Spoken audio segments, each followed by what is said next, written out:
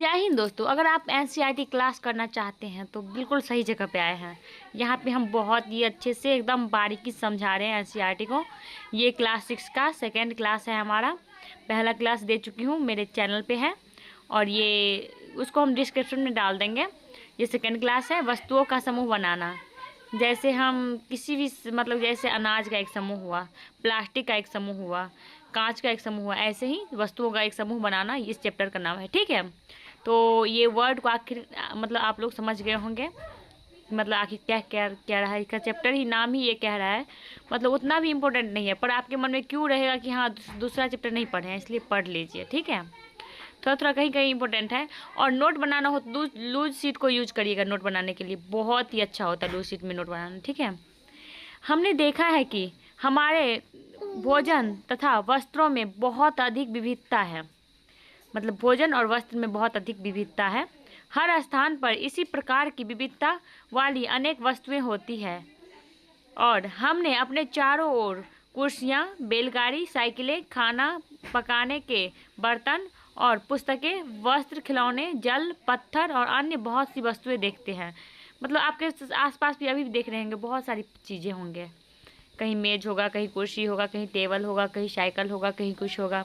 बहुत सारी सामान है हमारी रोज़मर्रा की लाइफ में, मतलब देखते हैं। इन सभी वस्तुओं की आकृतियाँ, रंग, गुण भिन्न भिन्न होते हैं। ठीक है, मतलब कि जैसे मतलब मान लीजिए रोटी है, एक एक सेब है, और कुछ भी ले लीजिए, कंचा है, ये सब ले लीजिए। देखिए मतलब फल के अंतर्गत क्या आता है, सेब आता है, संतरा आता है राउंड शेप में, मतलब उसका आकार के हिसाब से। तो इसी प्रकार हर चीज़ का अपना अपना गुण है, उस हिसाब से वो उसका गुण अलग है, उसका मतलब कि मटेरियल अलग है, मतलब इस हिसाब से अपना अपना मतलब समूह में है। ठीक है, अपने चारों ओर देखिए तथा गोल आकृति की वस्तुएं पहचानिए। चलिए अपने चारों ओर देखिए और गोल आकृति आपके आसपास क्या क्या रखा हुआ है कमेंट में लिखिए। ठीक है, और हमारी इस सूची में विभिन्न प्रकार के गेंद, जैसे रबर के गेंद, फुटबॉल और कंचे सम्मिलित हो सकते हैं। ठीक है, और यदि हम अपनी सूची में लगभग गोल वस्तुओं को भी सम्मिलित कर लें तो इस में सेब, संतरे, घड़े जैसे वस्तुएं को भी रखा जा सकता है। ठीक है, मतलब गोल वस्तुओं को अगर हम सम्मिलित करें अपनी सूची में तो सेब, संतरा और घड़ा मतलब रख सकते हैं। ठीक है, और यहाँ पे देख सकते हैं हमारे आसपास की वस्तुएं क्या क्या नज़र आती रहती है हमको। ऐसे मान लीजिए हम प्लास्टिक की बनी वस्तुओं का एक समूह बनाना चाहते हैं, और बाल्टी, लंच बॉक्स, खिलौना, जल पात्र, पाइप तथा इस प्रकार के बहुत सी वस्तुओं को इस समूह में स्थान मिल सकता है। मतलब प्लास्टिक की आजकल हर सामान प्लास्टिक की बनी होती है। तो मतलब बहुत सारी चीज़ें हैं जिसको हम रख सकते हैं प्लास्टिक के अंतर्गत। ठीक है, यहाँ पे कुछ दिया भी गया है, कुछ अपने भी जोड़ सकते हैं। ठीक है, सो ये सब बच्चों की करने की चीज़ें हैं, हम लोग क्या करें।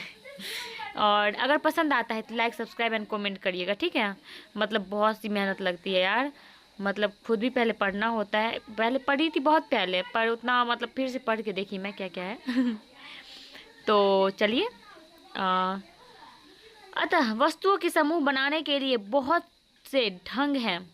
उपर्युक्त उदाहरण में हमने वस्तुओं को समूह में उनकी आकृतियां तथा जिस पदार्थ से वे बने हैं के आधार पर बांटा है। ठीक है, और हमारे चारों ओर की वस्तुएं एक अथवा एक से अधिक पदार्थों से बनी होती हैं।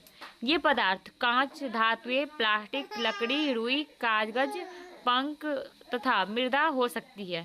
मतलब आपके आसपास बहुत सारी चीज़ें होंगी। जैसे मेरा मतलब अभी मैं बेड पर हूँ, बेड लकड़ी का है। मेरे सामने एक टेबल है, वो प्लास्टिक एंड लकड़ी दोनों है। मेरे मतलब बहुत सारी ऐसी चीज़ें मेरे आसपास भी है, आपके आसपास भी होगा। और मतलब कि बहुत सारी चीज़ें हैं, कागज़ की बनी होती है, लकड़ी की बनी होती है, और प्लास्टिक की बनी होती है, रुई की बनी होती है, मतलब बहुत सारी चीज़ें ऐसी होती है। सो आप लोग समझ गए होंगे। क्या आप पदार्थों के और अधिक उदाहरणों के विषय में विचार कर सकते हैं? क्रियाकलाप मतलब एक्टिविटी 1 है, चलिए इसको जानते हैं। आइए अब हम अपने चारों ओर की जितनी संभव हो सके उतनी वस्तुएं एकत्र करते हैं। हम में से प्रत्येक अपने घर के प्रतिदिन उपयोग होने वाली एक वस्तु ला सकते हैं। ठीक है, तथा कुछ वस्तुएं कक्षा में, कमरे से अथवा विद्यालय से के बाहर से एकत्र कर सकते हैं। ठीक है, हमारे इस संग्रह में हमारे पास क्या होगा? चौक, पेंसिल, नोटबुक, रबर, डस्टर, हथौड़ा, कील, साबुन, पहिया का आरा और बैट यानी बल्ला, और माचिस की डिब्बी, नमक और आलू। ठीक है, ये बतला रहे हैं। और हम वस्तुओं की एक ऐसी सूची भी बना सकते हैं जिनके बारे में हम केवल सोच ही सकते हैं। ठीक है, कक्षा में के कमरे में ला नहीं सकते। ओके, उदाहरण के लिए दीवार, वृक्ष, दरवाजे, ट्रैक्टर और सड़क। ठीक है, ये सब कोई भी इम्पोर्टेंट नहीं है, जो इम्पोर्टेंट होगा हम बतला देंगे, लिख लीजिएगा। ये सब बस जानने की चीज़ें हैं, आप जानिए। ठीक है, और जान के कमेंट भी करिए, जो बोल रही हूँ कमेंट करने के लिए सोचिए। ठीक है, इस संग्रह से उन सभी वस्तुओं को पृथक कीजिए जो कागज अथवा लकड़ी से बनी है। ठीक है, चलिए यहाँ पे है, इसको पृथक कर ही देते हैं। कागज के नोटबुक बने हैं कागज के, और यहाँ पे कागज की और कुछ बनी है। अच्छा, छूट भी रहा है तो कमेंट करिएगा। और लकड़ी का यहाँ पे चौक, पेंसिल, नोटबुक, रबर, हथौड़ा, कील, ये पहिया, हाँ पहिया लकड़ी की बनी है, और बैट है लकड़ी की बनी, और नहीं लगता कुछ है। कमेंट करिएगा छूट भी जाए तो। ठीक है, इससे आपका भी दिमाग तेज होगा। ठीक है, तो यहाँ पे समूह बांट सकते हैं। इनमें एक समूह में सभी वस्तुएं कागज अथवा लकड़ी की बनी है। ठीक है, और दूसरे समूह में की वस्तुएं इन पदार्थों से नहीं बनी है। ठीक है, इसी प्रकार हम खाना पकाने में उपयोग होने वाली वस्तुओं को पृथक कर सकते हैं। ठीक है, एक मतलब जैसे अनाज हुआ, कोई सब्जी हुई, कोई मतलब इस प्रकार पृथक कर सकते हैं। जैसे अनाज हुआ, ठीक है, वो क्या कहते हैं, जैसे बाजरे का आटा, उसमें ग्लूटेन होता है, उससे हम सब्जी तो नहीं बना सकते, उसे हम एक जगह इकट्ठा करके रोटी बना सकते हैं। और जैसे मतलब पानी से भरपूर सब्जियां में पानी होता ही है, जानते हैं आप लोग, तो उससे हम रोटी नहीं बना सकते हैं। उसको हम आटा में मिला के रोटी बना सकते हैं, कोई मतलब जैसे होता है पराठा बनाना कुछ, तो बस उसको रोटी नहीं बना सकते, उसको सब्जी में ही रखेंगे। ठीक है, जैसे दालें हुआ, तो सबका अलग अलग मतलब कि अलग अलग अपना समूह है। ठीक है, आइए अब हम कुछ अधिक योजनाबद्ध होते हैं। एकत्र की गई सभी वस्तुएं की सारणी 2.1 में सूची बनाइए। ये सूची बनाने के बच्चों की बात है, अगर करना ही है आप लोग को। 2.1 दिखलाती हूँ मैं, रुकिए कहाँ पे है। 2.1 ये रहा, इसको बनाइए। ठीक है, मतलब कि और बनाइए। प्रत्येक वस्तु जिन जिन पदार्थों से बनी है उनको पहचानने का प्रयास कीजिए। इतनी लंबी सारणी बनाना जिसमें जितनी वस्तुएं संभव है उन सभी के बारे में सूचना एकत्र करके लिखना और एक कौतुक हो सकता है। एकत्र की गई वस्तुओं में से कुछ वस्तुओं के पदार्थों के बारे में पता लगाना कठिन कार्य प्रतीत हो सकता है। अच्छा, मतलब कुछ वस्तुओं के प्रकार, यानी कुछ वस्तुओं के पदार्थ, हाँ मतलब कि जैसे कोई सामान हमें इकट्ठा किए है। ठीक है, कुछ सामान होता है ऐसे जो जिसका मतलब किस चीज़ से बना है इसका पता लगाना थोड़ा मुश्किल होता है। ठीक है, ये बतला रहे हैं।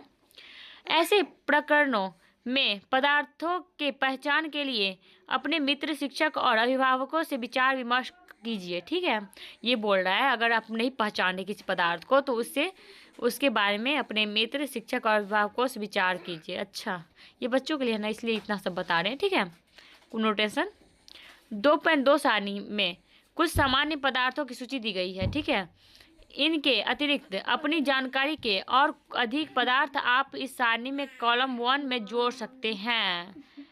तो कॉलम 1 में आप और भी जोड़ सकते हैं। ठीक है, ये रहा 2.2 सारणी। और बूझो यह जानना चाहते हैं कि क्या हमने यह पता लगाया है कि कुछ पदार्थ का उपयोग एक से अधिक प्रकार के वस्तुओं को बनाने में किया जा सकता है। ये है बूझो, ये बोल रहे हैं। ठीक है, तो चलिए आगे बढ़ते हैं। आप प्रयास करके अपनी जानकारी की दैनिक उपयोग में आने वाली उन वस्तुओं के बारे में विचार कीजिए जो मुख्यतः इन्हीं पदार्थों से बनी हैं और उन्हें कॉलम 2 में सूचीबद्ध कीजिए। ठीक है, इन सब सारणियों से हमें क्या पता चलता है? पहले हमने वस्तुओं को कई ढंग से समूहों में रखा। ठीक है, और इसके पश्चात हमने यह पाया कि हमारे चारों ओर की वस्तुएं विभिन्न पदार्थों से बनी है। ठीक है, तो कई बार तो कोई वस्तु एक ही पदार्थ की बनी होती है। समझ गए होंगे इसको क्या समझाना। तो ऐसा भी होता है कि एक ही वस्तु कई पदार्थों से भी बनी हो सकती है, और फिर एक ही पदार्थ के उपयोग से कई वस्तुएं बनाई जा सकती है। ठीक है, ये सब एकदम नॉर्मल सी बातें हैं। मतलब एक ही वस्तु कई पदार्थों से भी बन सकती है। ठीक है, और एक ही पदार्थ से कई वस्तुएं भी बन सकती है। ये बात है, समझ गए होंगे आई थिंक। अगर नहीं समझ रहे हैं तो कमेंट करिएगा, समझा देंगे फिर से। ठीक है, यह कैसे निश्चित किया जाता है और कि किसी दी गई वस्तु को बनाने के लिए कौन सा पदार्थ उपयोग किया जाना चाहिए? ऐसा लगता है कि अभी हमें विभिन्न पदार्थों के बारे में और अधिक जानकारी प्राप्त करने की आवश्यकता है। तो 2.2 पदार्थों के गुण। क्या आपने कभी यह जानने की प्रयास की है कि ग्लास कपड़े का क्यों नहीं बनाया जाता है? बाप रे, अब कभी सोचे हैं? क्योंकि कपड़ा जो है वो पानी को कभी नहीं रोक सकता है। ठीक है, ये क्या कहते हैं, सॉरी, ये प्लास्टिक का बन भी सकता है। जो पॉलीथीन होता है उसमें मतलब पॉलीथीन क्यों बनाया गया था? जब बना था तो लोग बहुत खुश थे, वाह ये तो ऐसा अद्भुत चीज़ आया जिसमें हम पानी भी ले जा सकते हैं। और वहीं अब गले की फांस बन रही है। जहाँ मिट्टी खोदते हैं वहाँ पॉलीथीन, जहाँ देखते हैं वहाँ पॉलीथीन। एक पेड़, मतलब मेरे सर शेयर किए थे, ऐसा था कि पेड़ पे पत्ती लगते हैं बेसिकली, और वहाँ पे पॉलीथीन लगा हुआ था। हम भी देखेंगे सर के पास, अगर मिल जाएगा मुझे PDF में तो मैं शेयर करूँगी। ठीक है, यह ध्यान में रखिए कि हम ग्लास का उपयोग सामान्यतः द्रवों को रखने के लिए करते हैं। ठीक है, इसलिए अब यदि हम कपड़े का गिलास बनाए तो क्या हमारा यह कार्य काफ़ी हास्यास्पद प्रतीत नहीं होगा? यह हास्यास्पद मतलब हंसने वाला, मतलब कि अगर ये कार्य हम कपड़ों का गिलास बनाए तो लोग हंसेंगे ना, क्योंकि इसमें तो पानी अटकेगा ही नहीं। गिलास बनाने के लिए हम कांच, प्लास्टिक, धातु एवं कोई ऐसा पदार्थ चाहिए जो जल को रोक सकता हो। इसी प्रकार खाना पकाने वाले पात्र बनाने के लिए कागज का उपयोग करना भी कोई बुद्धिमानी का कार्य नहीं माना जाएगा। समझे? मतलब ये जो है कागज का उपयोग करके हम खाना बनाने की कोई पात्र बनाएंगे, खाना क्या पकाएगा, वो खुद ही जल के राख हो जाएगा। तब हम यह देखते हैं कि हमारे द्वारा किसी वस्तु को बनाने के लिए किसी पदार्थ का चयन किया जाना उस पदार्थ के गुणों और उनके उपयोग की जाने वाली वस्तु की प्रयोजन पर निर्भर करता है। ठीक है, अतः पदार्थों के वह सब गुण क्या है जो उनके उपयोग के लिए महत्वपूर्ण होते हैं। नीचे कुछ गुणों की विवेचना की गई है। नीचे यहाँ है दिखावट। पदार्थ प्रायः एक दूसरे से भिन्न दिखाई देते हैं। लकड़ी लोहे से बिल्कुल भिन्न दिखाई देती है। लोहा तांबे अथवा एल्युमिनियम से भिन्न दिखाई पड़ता है, परंतु फिर भी लोहा, तांबे तथा एल्युमिनियम के कुछ समानताएं हो सकती है जो लकड़ी में नहीं पाई जाती है। ये समझ आया? मतलब कि लोहा, तांबा, एल्युमिनियम एक दूसरे से भिन्न कैसे, मतलब क्यों है, और मतलब एक दूसरे की समानता भी क्यों हो सकते हैं? क्योंकि एल्युमिनियम जो है ना उसमें भी चमक होता है, और लोहा का आप कभी देखे हैं लोहा को जो कट किया जाता है उसके अंदर का चमक एल्युमिनियम के बराबर ही होता है। तांबे का चमक भी होता है, इसलिए समान भी हो सकता है, पर लकड़ी में कोई चमक नहीं होती। ठीक है, विभिन्न पदार्थों गत्ता, लकड़ी, तांबे का तार, एल्युमिनियम का शीट और चौक के छोटे छोटे टुकड़े एकत्र कीजिए। ठीक है, क्या इनमें से कोई चमकीली दिखाई पड़ती है? आपको पड़ती है तो कमेंट करिए। तो चमकीले पदार्थ का को एक समूह में पृथक कीजिए। ठीक है, अब जैसे ही आपके शिक्षक प्रत्येक पदार्थ को दो भागों में काटे ताजे कटे पृष्ठों को ध्यान से देखिए। आपने क्या पाया? क्या इन पदार्थों में से कुछ के ताजे कटे पृष्ठ चमकीले हैं? इन वस्तुओं को भी चमकीले पदार्थ के समूह में सम्मिलित कीजिए। क्या आप अन्य पदार्थों में इस प्रकार के कोई चमक अथवा धूति देखते हैं? धूति यानी चमक ही है, ठीक है, मतलब इसलिए अथवा दिया हुआ है। जैसे भी संभव हो सके किसी भी ढंग से इन्हें काटिए।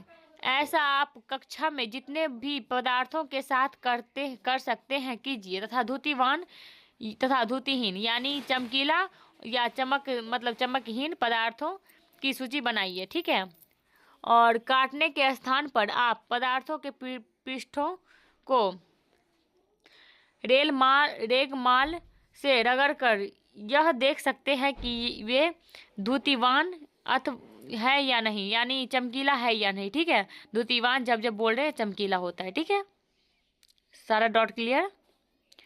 पदार्थ जिनमें इस प्रकार की धूति होती है, धूति यानी चमक, वे प्रायः धातु होते हैं। ठीक है, मतलब कि धातु किसे कहते हैं?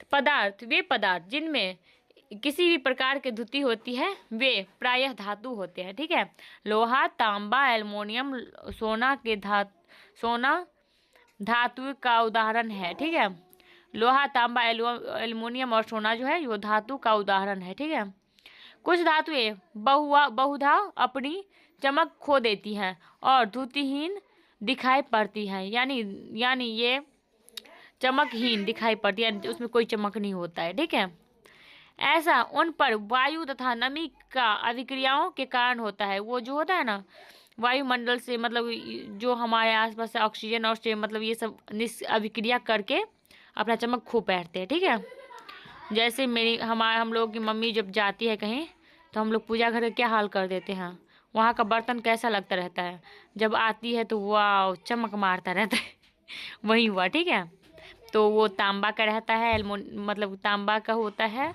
और मतलब यही सब धातु का कुछ का होता है, उतना मुझे ज्ञान नहीं है उसके बारे में। तांबा तो होता है ये पता है। ऐसा उन ये तो बतला दिए, इसलिए हमें केवल ताजे कटे पृष्ठों पर ही धुति दिखाई देती है। तब आप किसी लोहार अथवा वर्कशॉप का भ्रमण करें तो धातु की छड़ों के ताजे कटे पृष्ठों को देखने का प्रयास करें और यह देखें कि इनमें धुति है या अथवा नहीं। कठोरता, ये अब कठोरता का मतलब यहाँ पे होगा जब आप विभिन्न पदार्थों को अपने हाथों से दबाते हैं तो उनमें से कुछ को दबाना कठिन होता है जबकि कुछ अन्य आसानी से संबंधित हो जाते हैं। ठीक है, मतलब जब हम किसी पदार्थ को हाथ से दबाते हैं तो कुछ को दबाना मुश्किल होता है, कुछ मतलब दब जाता है। यानी धातु की एक चाबी लीजिए तथा इससे लकड़ी, एल्युमिनियम, पत्थर का टुकड़ा, कील, मोमबत्ती, चौक, अन्य कोई पदार्थ अथवा धातु वस्तु के पृष्ठों को खरोचने की प्रयास कीजिए। आप कुछ पदार्थ को आसानी से खरोच सकते हैं जबकि कुछ अन्य पदार्थों को इतनी आसानी से नहीं खरोचा जा सकता है। जैसे देखिए इसमें जो सामान सब है इसमें खरोचने की कोशिश करेंगे तो किस किस पे खरोच सकते हैं, कमेंट करिए कमेंट। ठीक है, मतलब इससे ये पता चलेगा कि आप लोग डेडिकेशन के साथ पढ़ रहे हैं कि नहीं। आप लोग कुछ मतलब कि हाँ कुछ आप लोग में मतलब कि एक क्या कहते हैं पढ़ाई की ललक है कि नहीं, मतलब कि आप कितना एकाग्रित होकर पढ़ रहे हैं। ठीक है, क्योंकि ये 2 मिनट का हम इतना टाइम दे रहे हैं, आप 2 मिनट टाइम नहीं दे सकते हैं मुझे एक्स्ट्रा? पढ़ाई तो अपने लिए किए हैं, एक्स्ट्रा मुझे टाइम दे दीजिए थोड़ा। ठीक है, कोमल वे पदार्थ जिन्हें आसानी से संपीड़ित किया अथवा खरोचा जा सकता है कोमल पदार्थ कहलाता है, जबकि अन्य पदार्थ जिन्हें संपीड़ित करना कठिन होता है वो कठोर पदार्थ कहलाते हैं। उदाहरण के लिए रुई अथवा स्पंज कोमल है जबकि लकड़ी कठोर है। ठीक है, लकड़ी, लोहा, एल्युमिनियम ये सब कठोर है। दिखावट में पदार्थों में विभिन्न गुण हो सकते हैं। जैसे धूती यानी चमक, कठोरता, खुरदरा अथवा चिकना होना। क्या आप अन्य गुणों से के बारे में सोच सकती है जो किसी पदार्थ में की दिखावट का वर्णन करते हैं? और यहाँ है एक्टिविटी 4, विलेय और अविलेय यानी घुलनशील और अघुलनशील। ठीक है, कुछ ठोस पदार्थ जैसे चीनी, नमक, चॉक का पाउडर, बालू तथा लकड़ी के बुरादे के नमूने एकत्र कीजिए। ठीक है, कांच के 5 गिलास लीजिए। ठीक है, प्रत्येक गिलास के लगभग 2/3 भाग में जल भरिए। पहले गिलास में कुछ मात्रा में चीनी, दूसरे में नमक तथा तीसरे में इसी प्रकार शेष गिलासों में अन्य पदार्थ मिलाइए। ठीक है, जहाँ जो भी यहाँ पे है चीनी, नमक, चॉक पाउडर, बालू और लकड़ी के बुरादे सभी गिलास में एक गिलास में डाल दीजिए। 2/3 मतलब भाग में पानी डाल के। ठीक है, प्रत्येक गिलास के अंतर वस्तु को चम्मच से बिलोरित कीजिए। ठीक है, मतलब इसको मिल हिलाइए और कुछ मिनट तक प्रतीक्षा कीजिए, प्रेक्षण कीजिए कि और पता लगाए कि जल में मिलाए गए पदार्थों का क्या होता है। अपने प्रेक्षणों को सारणी 2/3 में दर्शाए अनुसार नोट कीजिए। ठीक है, तो यहाँ पे 2/3 सारणी है, यहाँ पे नोट करिए आपको अगर टाइम है तो। और अगर आप कॉम्पिटिटिव एग्जाम के स्टूडेंट हैं तो आपको ये सब करने की कोई ज़रूरत नहीं है। और अगर 6th क्लास का स्टूडेंट देख रहे हैं तो वो ये सब काम करिए आप। ठीक है, कोई मतलब कि ये ज़रूरी है आपको करना, क्या हो जाएगा, थोड़ा ही तो टाइम लगता है यार। इतना आलस करेंगे तो कैसे पढ़ेंगे आगे आप यह पाएंगे कि कुछ पदार्थ जल में पूर्णतः लुप्त हो गए अर्थात घुल गए हैं। ठीक है, और हम यह कहते हैं कि ये पदार्थ जल में विलेय हैं। ठीक है, मतलब जैसे चीनी हुआ, नमक हुआ, ये सब घुल जाएगा तो ये सब विलेय पदार्थ है। ठीक है, अन्य पदार्थ जल के साथ मिश्रित नहीं होते तथा काफ़ी समय तक गिलास में बिलोरित करने पर भी जल में विलुप्त नहीं होते। ये पदार्थ जल में अविलेय यानी अघुलनशील है। ठीक है, चूँकि जल बहुत से पदार्थों को विलीन कर सकता है, इसलिए हमारे शरीर के प्रकार्यों में इसकी एक महत्वपूर्ण भूमिका है। क्या द्रव भी जल में विलीन हो सकता है? और ये है एक्टिविटी 5। ये तो समझ गए होंगे, विलेय अविलेय यानी विलेय जो है वो मतलब कि विलेय पदार्थ वो है जो जल में घुल जाए और अविलेय पदार्थ वो है जो जल में न घुले, यानी घुलनशील विलेय हुआ और घुलनशील अविलेय हुआ। ठीक है, एक्टिविटी 5, सिरका, नींबू का रस, सरसों का तेल अथवा नारियल का तेल, मिट्टी का तेल अथवा अन्य किसी द्रव के नमूने एकत्र कीजिए। ठीक है, और कांच का एक गिलास लीजिए, इसे आधा जल से भरिए। अब इसमें चम्मच भर कर कोई द्रव मिलाइए और भली भांति बिलोरित कीजिए। ठीक है, मतलब भली भांति हिलाइए। इसमें 5 मिनट के लिए इसे छोड़ दीजिए। ठीक है, प्रेक्षण कीजिए कि क्या यह द्रव जल के साथ मिश्रित हो जाता है और जितने अधिक अन्य द्रव आपको उपलब्ध हो सके उन सभी के साथ इस प्रयोग को दोहराइए और अपने प्रेक्षणों को सारणी 2.4 में लिखिए। ये सारणी 2.4 कहाँ गया, ये रहा सारणी 2.4, इसमें लिखिए। ठीक है, तो हम यह देखते हैं कि कुछ द्रव जल में पूर्णतः मिश्रित हो जाता है, जैसे नींबू का रस हुआ, ये सब मिश्रित हो जाएगा। कुछ अन्य द्रव जल में मिश्रित नहीं होते हैं और कुछ समय तक ऐसे ही छोड़ देने पर आसानी से पृथक परत बना लेते हैं, जैसे मिट्टी का तेल हुआ, क्या क्या है यहाँ पे, सरसों का तेल हुआ, नारियल का तेल हुआ, ये सब ना ऊपर से पूरा मतलब ऊपर से जैसे लगता है क्या कि कुछ मतलब बिछ गया है पूरा। ठीक है, परत जैसे सब्जी में देखे होंगे आप, ऑयल ऊपर से कैसे लगता रहता है। ठीक है, ये बूझो और पहेली की बातें बूझो यह सुझाव देता है कि हमें यह भी जांच करनी चाहिए कि हमने क्रियाकलाप 5 में जिन द्रवों का उपयोग किया था क्या जल में अतिरिक्त किसी अन्य द्रव में भली भांति मिश्रित हो जाते हैं। पहेली, यह जानने के लिए उत्सुक हैं कि क्या गैसें भी जल में विलय हो जाती है। अच्छा, इन दोनों का क्वेश्चन है। ओहो, तो कुछ गैसें जल में विलय हो हैं, तो इसमें ऊपर भी नहीं है। चलिए यहाँ से है, कुछ गैसें जल में विलय हैं जबकि अन्य नहीं। ठीक है, सामान्यतः जल में कुछ गैसें थोड़ी मात्रा में विलीन होती है। ठीक है, उदाहरण के लिए जल में विलीन ऑक्सीजन गैस जल में रहने वाली जंतुओं एवं पादपों की जीविता के लिए अत्यंत महत्वपूर्ण है। ठीक है, वस्तुएं जल में तैर अथवा डूब सकती है।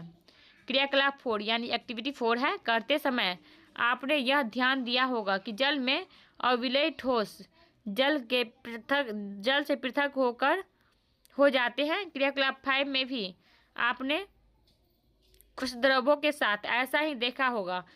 इनमें से कुछ पदार्थ जो जल में मिश्रित नहीं हो पाते, वे जल के पृष्ठ पर आकर तैरने लगते हैं। अन्य डूबकर गिलास की तली में पहुंच गए थे। क्या यह सही नहीं है? हम ऐसे बहुत से उदाहरण देखते हैं जिनमें पदार्थ जल में तैरते रहते हैं। ये तो नॉर्मल सी बात है, आप लोग भी देखते होंगे, ये कोई समझाने की चीज़ नहीं है। समझ गए होंगे, इतने ही बच्चे नहीं हैं आप लोग। थम्स अप दीजिए, समझ गए हैं। और अथवा डूब जाते हैं। ठीक है, किसी तालाब की सतह पर गिरी सूखी पत्तियां, वह कंकड़ जो आप इसी तालाब में फेंक देते हैं, शहद की कुछ बूंद जिन्हें आप गिलास के जल में डालते हैं, इन सब का क्या होता है?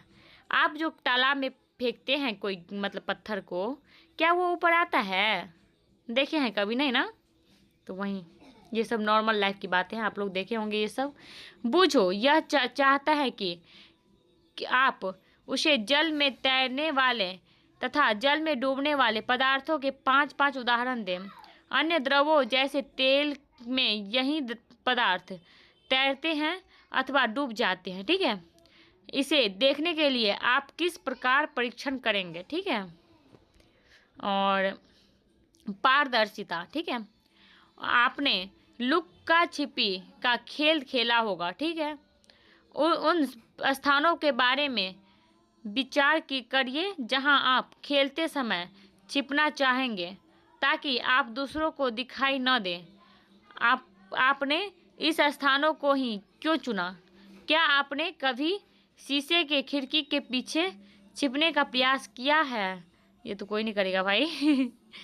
स्पष्ट रूप से नहीं, क्योंकि ऐसा करने पर आपका मित्र शीशे से देखकर आपका पता लगा लेगा। उन पदार्थों तथा सामग्रियों जिनसे होकर वस्तुओं को देखा जा सकता है, उन्हें पारदर्शी कहते हैं। चलिए, पारदर्शी का परिभाषा है वह पदार्थ या सामग्री जिनसे होकर हम किसी वस्तु को देख सकते हैं, वो पारदर्शी पदार्थ कहलाता है। ठीक है, नोट कर लीजिए।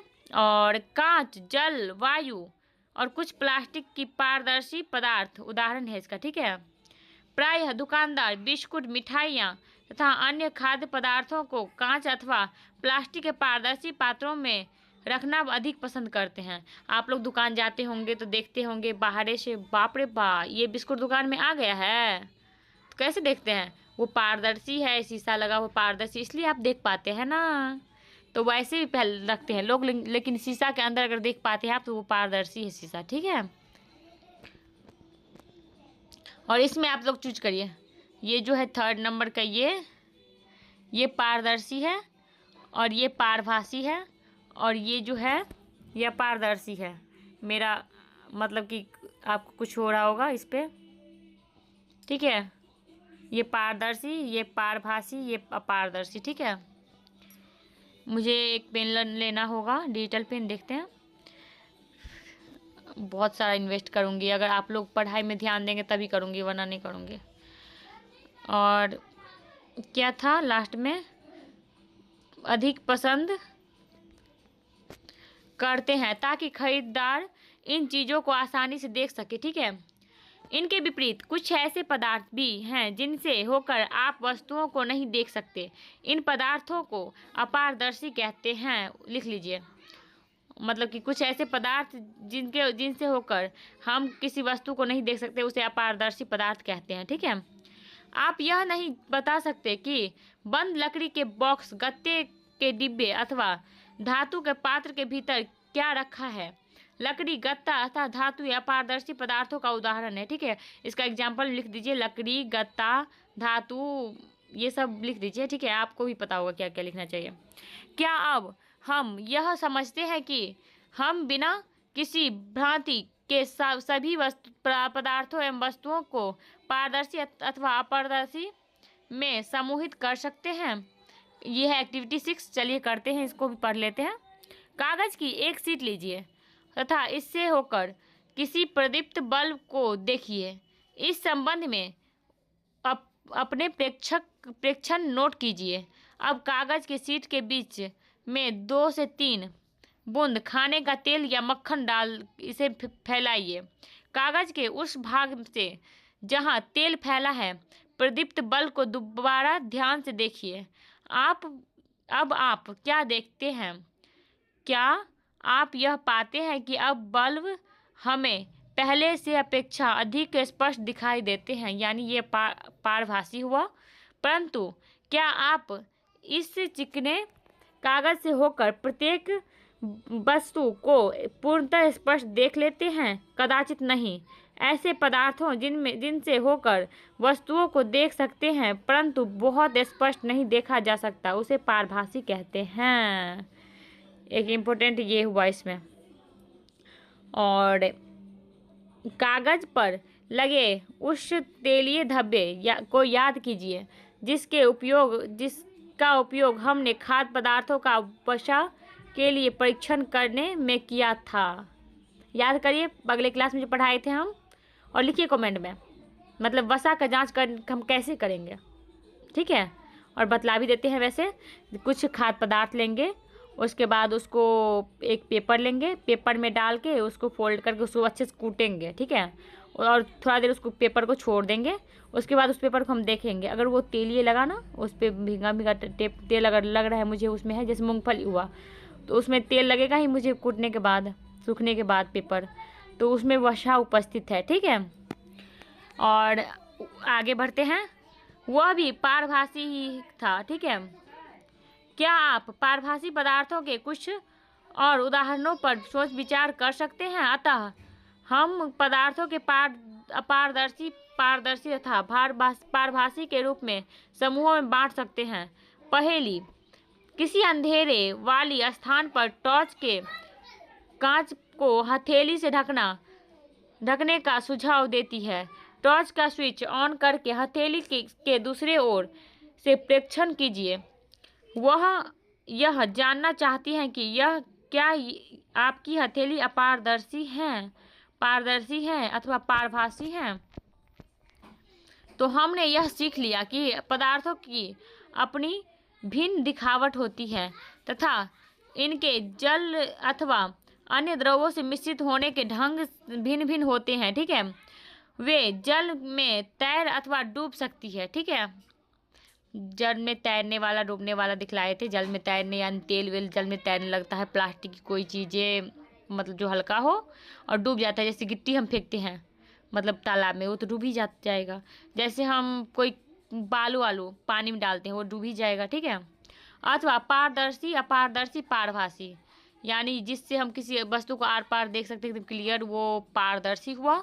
जिससे हम वस्तुओं को आर पार नहीं देख सकते हैं, वो अपारदर्शी हुआ। और जिससे हम आंशिक रूप से हम उस साइड देख सकते हैं, वो पारभासी हुआ। ठीक है। पदार्थों का समूहन उनके गुणों में समानताओं अथवा विभिन्नताओं के आधार पर किया जा सकता है। हमें पदार्थों को समूह में रखने की आवश्यकता क्यों पड़ती है? दैनिक जीवन में हम प्रायः पदार्थों का समूहन अपनी सुविधाओं के लिए करते हैं। ठीक है।